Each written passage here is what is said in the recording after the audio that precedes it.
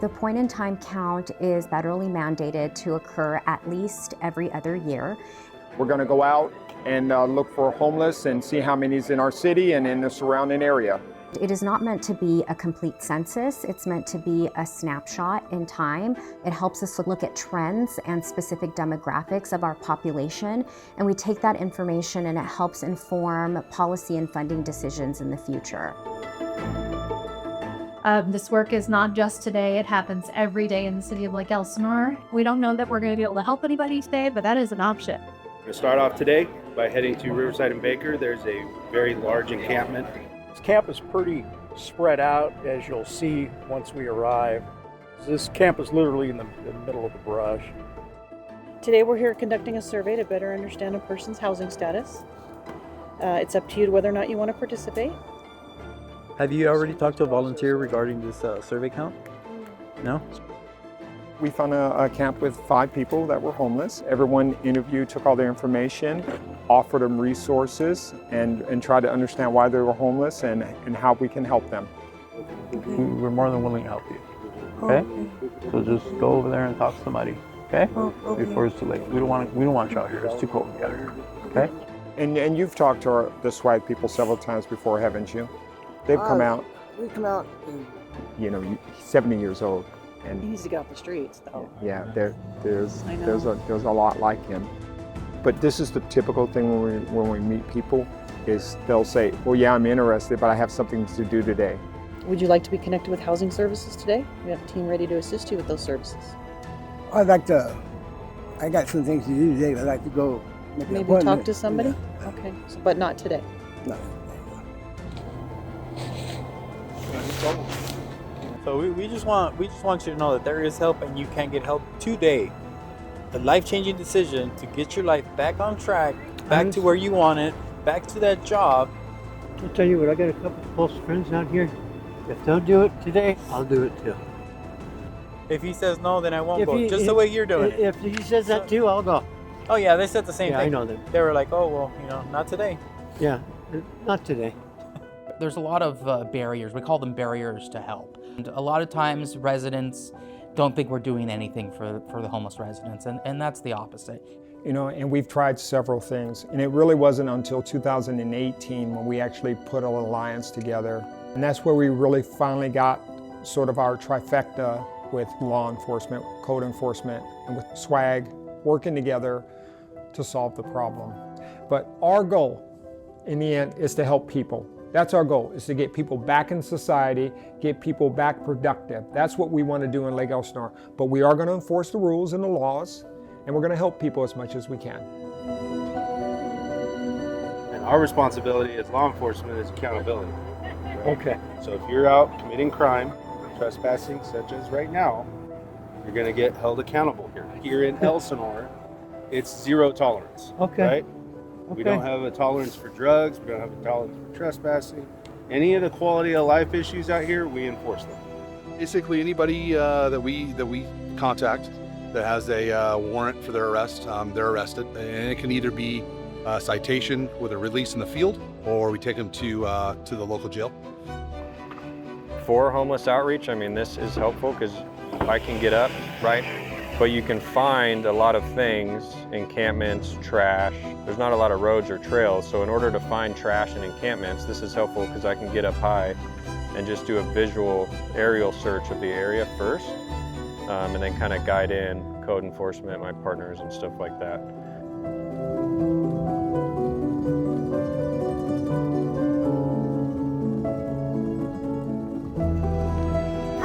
Hi, sir, good morning. Here with some people from the county, and they just want to talk to you. Hello. How's it going, man? All right, Jeff, this is a different outreach day. We're just here to give you some information. The code enforcement responsibility in our group effort with police and SWAG is to really address the quality of life issues that comes with transient activity. And as you can see by the spots that we've hit, the amount of junk and trash that gets deposited in these locations. So my responsibility is really just to take care of the blighted issues that homelessness can create.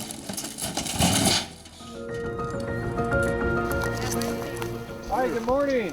How you doing today, man? There isn't just one type of demographic that falls under the homeless category. We have many, many different people that come from many walks of life that end up homeless, and not one intervention that addresses all of the needs across the board. How long have you been experiencing homeless in this current city? Maybe like 2 years and a half. What is the primary reason why you became homeless? Lack of income. Lack of income? Yeah. The homelessness alone has so many different aspects and facets, with families, seniors, all the way down to the chronically homeless, which is the population that is really often service resistant, has the most issues with substance abuse and mental health crisis. And then how long have you experienced homeless in this current city? Probably like maybe 5 to 7 years, but I could definitely say 3 years for the past 3 years. Okay. What is the primary reason why you became homeless? Family disruption, discharge from jail or prison, justice involvement, eviction, lack of income, for housing, discharge from medical institution, mental health issues? It's a few of those things that just all kind of happen at the same time. Okay. It's hard to say. The top 3 causes of homelessness from our 2023 point in time count data include family disruption, which could be a divorce, a death in the family, some sort of separation of a family member, lack of income, so they just couldn't afford to continue to maintain their housing situation, and lack of employment. But when you talk about homelessness, you have to look at it 2 ways. The family that has just sort of fallen through either divorce or lost jobs and stuff, they end up homeless. Those people are motivated to move into a house if we can find them housing. If there's a family in need, we have resources here in Lake Elsinore and the county to help those families. Veterans is another subpopulation where we have a lot of programs at the county and at the state level to get them into housing right away. It is the chronically homeless individuals that is the biggest hurdle we are having with our homeless services programs.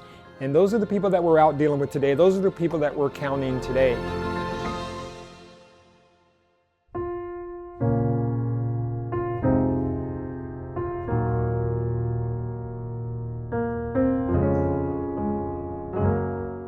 Would you mind giving me like 5 minutes of your time and you get how long you been homeless for again, brother? 5 years, okay. You know, I know we talked about like mental health treatment, substance abuse treatment, like through the Salvation Army or whatever that looks like, but is that something you want to still like kind of in the back of your mind, man? You know, we saw a need and truly a calling to be able to meet those people that are saying, no, I don't want this help. But as human beings, you know, we felt compelled to try to figure out a way to convince them that they're worthy and they deserve the help. It doesn't feel good to see you like this. I know it doesn't feel good to be in this situation, right? We got to do something. You know what I mean? We want to make sure you get the help, because if you don't, you're gonna die out here. We can't be okay with that, though. You know what I mean? Because you're important. We said we're not going to just say this is the problem. We're going to go out and literally look for those people that are service resistant, that have been here on the streets for years, and show that it's not just a housing situation. You know, housing is appropriate for other types of individuals, but not necessarily the first and best approach for somebody who's chronically homeless. And so we've worked alongside the city. We target those people that are most in need, and we are consistent, and we go after them every single day trying to convince them. You know, it's not a question of do you want the help, it's when are you going to accept it and how are we going to connect with you and reach you so we can first get you into substance abuse treatment, and then you could deal with your mental health issues. How long have you been experiencing homelessness, Mario? Off and on, 30 years. 30 years. May I ask how old you are? Yeah, 65. 65. 66 in February. Got it. Would you be interested in housing? No, not right now. No? Yeah, but sleeping on the streets is not a normal life. No, it isn't. You know? No. You deserve better. Yeah, you deserve last night better. I went to bed early because I wanted to. Yeah. But you know there's a better way, right? All you got to do is want it. It's not that I was on the streets for 10 years. Well, if I had only 2 pretty soon, You know? I was out there for 10 years and I was able to get out. Yeah. So there's 3 people here in particular that were once on the streets of Lake Elsinore. You know, they know the people out there. They were with them. They were shooting up with them, and now they're, you know, on our side working to help bring those people out of their addiction. I've been with Swag for 5 years. This is the same company that helped me get off the streets. I was off the streets for 10 years, hooked on drugs for 15 years. And this is the same company that came after me every day, for about 6 months, I think a year. Because I would try to lose them, but then they'll find me, and that's just what we do. You know, until I finally said, you know what, like, let's give it a try. I was almost 10 years in Paris, sleeping under a tree, and I was able to make it out. Okay. You could too, brother. Okay, we'll keep an eye out there for you. Okay. Just think about it, man. We'll be here. Have a great day. We try to address their main barriers, which is the substance abuse and their mental health, because they go hand in hand. If you've been on the streets for so long, you've been doing drugs, it's going to affect your mental state of mind. More than likely, we try to do same-day interventions. You know, get you off the streets today, because tomorrow's never promised to us. We don't know what tomorrow holds. You know, so we try to convince that client to accept the help today. So that's what outreach does when we go out and meet with people to try to bring them in and get them off the street. That's the #1 goal. Get them off the street, try to get them help. Oh yeah. Hey Diana. Hey, we just gotta ask you a couple questions, okay? It'll take a couple minutes, okay? Got it. All right, cool. Thanks, Diana. You're welcome. What's up, girl? How you doing? Yep. Good morning. How's it going, Diana? I go, well, I'm gonna vote you. I'm gonna tell Bill to see if he can get one of the rooms ready. Okay. Can you get 11 ready? Make sure it's ready to rock. We're gonna bring Diana in right now. The Anchor is the City of Lake Elsinore's crisis stabilization unit. It's essentially a facility that we can provide immediate housing for individuals while they're waiting on connecting to various treatment programs, whether that's substance abuse or mental health treatment. It's 16 rooms, and we're able to bring our homeless residents in, stabilize them, do some case management, and then we put together a plan with them on where they need to go next. The Anchor was purchased by the City of Lake Elsinore in 2019, and they were able to apply for some funding through the state of California. We were able to set aside some $600 million this year in the budget to purchase hotels and other housing for the homeless. Some $76.5 million to procure some 579 units, 10 different projects across 7 jurisdictions in this state. The reason I highlight these jurisdictions is that a number of them are novel. Project areas like Tahoe and Lake Elsinore, they have goals with this first tranche of distribution to functionally get to 0 the number of quote-unquote homeless in their communities. Individuals can stay there temporarily until we connect them to mental health or substance abuse treatment. They have to be chronically homeless, so that meaning that they have to have been homeless for at least a year or longer, and they have to be struggling with some sort of disabling condition, whether that's physical disabilities, mental health, substance abuse, developmental. Jumping all night long in the office. Some gang, those idiots wouldn't stop. I'm telling you. We're done with that. Let's do this. All right, we're Yes. Okay. So they're gonna. Yes, thank you. So they're gonna go ahead and check her in over there at the Anchor, and then that way we can keep going. We were able to encourage her to come into the Anchor, and she actually had only lasted about 3 or 4 days, and then she left and never came back. But we actually, as of recently, brought her back in. Sometimes it takes 3 or 4 times for them to go through the Anchor for it to really stick. So it's not uncommon for us to get a resident off the street into the Anchor. They stay there a couple weeks, we get them into treatment, and then they relapse and they're back on the street. But our team doesn't give up. You can start to identify, working with individuals with schizophrenia. Right now, we currently have her in. The conversations are going well, and we're currently trying to get her into treatment because she has a long history of addiction, and she's an elderly individual. She's 64 years old. Of course, we want to help anybody, but being a 64-year-old single female on the streets, I mean, just the vulnerability with that alone, not even including her mental health stuff. just trying to be as proactive as possible with her. So slowly but surely every single day taking a crack at it and going all in essentially every engagement that we have with her to encourage her to get that help. Cause I was thinking about my age now, 63 gonna be, and I said, fuck man, I have to worry about my life now, cause if I be out here, I can't even walk out here no more. What kind of drugs are they offering you out here? Oh, I don't fentanyl, but I don't do fentanyl. I never did fentanyl. All my life I did crystal. That's it. And you've been 5 days clean with without crystal. Yeah, cause I said, man, that's it. Okay, I don't need it no more. What made you change that? My life. I was thinking about Jesus, God, and stuff. You're tired of being out here now? Yeah. That's it, man. I am tired. He accepted services. It was a very big day for him. He hasn't really accepted services in the past, so today is the day he decided he's done with it. He's over it, and he wants to get help. He stayed for roughly 2 or 3 days, and then we were able to connect him to a men's recovery home.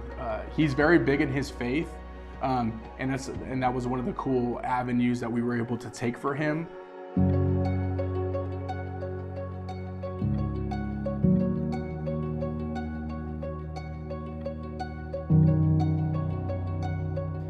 The other challenge I think that all cities have is the political will. So fortunately in Lake Elsinore, all council members as a team is behind this. And it takes that political will because our residents, they don't understand homelessness. They think everything is a shelter, and that's not the case. And so one of our big challenges has always been convincing people that we're really doing the right thing. Since 2018, our homeless task force has met every month, and we work out solutions. We talk about it openly, what's going on, what trends are we seeing, who is our top 5 that we want to get housed right away. We work on this every single day. Government often looks for a like silver bullet, a one-size-fits-all approach, but not Lake Elsinore. Lake Elsinore says, we know we're dealing with individuals that are unique, and let's take that path, that individual and unique path with each one of them. But a key component, again, is code enforcement and law enforcement.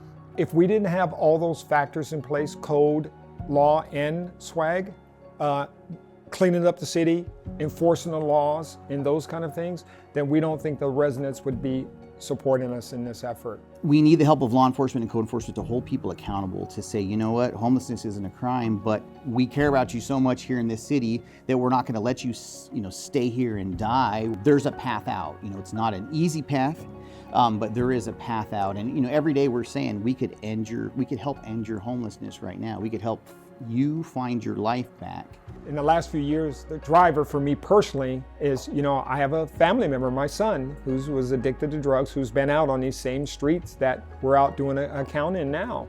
And I know how hard it is, and I know how drugs and behavioral health issues impact people.